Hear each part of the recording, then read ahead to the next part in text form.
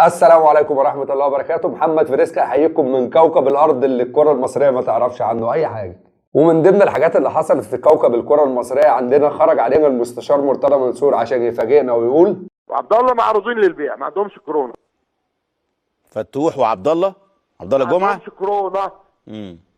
في مخدرات في جسمهم. عرفت بقى؟ وهعرضهم انا بكره. انا اللي عرضهم على منشطات اللي هربوا هنا، هم اعترفوا انهم واخدين مخدرات. وده اللي قلت لهم امبارح ما كانش عاجبهم كلامي. خلي بالك، نسوان ومخدرات دول موقوفين لاجل غير مسمى معروضين للبيع، وبكره الدكتور محمد هياخدهم يحلل لهم. لا كورونا ولا خرا.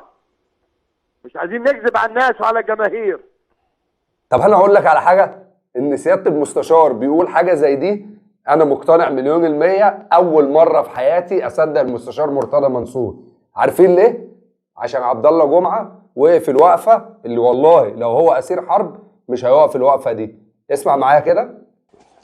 تمام. اول حاجه انا طبعا بتاسف لسياده المستشار، وبتاسف لكل الاعضاء الموجودين، وبتاسف لجمهور نادي الزمالك. وانا اول ما اتبعت لي ان انا اجي بكره النهارده اعمل تحليل، انا جيت نادي الزمالك وجيت وعملت تحليل ومفيش اي مشكله. وانت طبعا اب لينا يا سعاده المستشار، وانت عارف الكلام ده، واحنا اولادك، وحضرتك اللي تقوله اللي هيتعمله هو اللي هيمشي علينا. بس انا بتاسف لحضرتك، وانا جيت النهارده عملت التحليل. لا اسف الجميل مش ليا. لا، ما انا هتاسف لحضرتك واتاسف للجمهور طبعا. انت يعني كده هبدا صفحه جديده ان شاء الله، واقعد يا ريس هتشوف حاجه تانية خالص. ده بقى الاحترام، ده اللاعب المحترم. بدايه اي اصلاح في الدنيا كلنا بنخطئ، انا بخطئ. امير كابتن. طب انت عارف يا عبد الله يا جمعه، انت لو ما كنتش رحت لمرتضى منصور بنفسك وبرجليك صدقني كنت هقول ان مرتضى منصور كالعاده بيرمي بلاء على الناس. لكن انا مقتنع 100% ان مرتضى منصور اول مره في تاريخه الكروي يقول حاجه صح. وعدم ظهور فتوح لحد اللحظه دي مع مرتضى منصور ده يؤكد ان احمد فتوح رسميا في النادي الاهلي.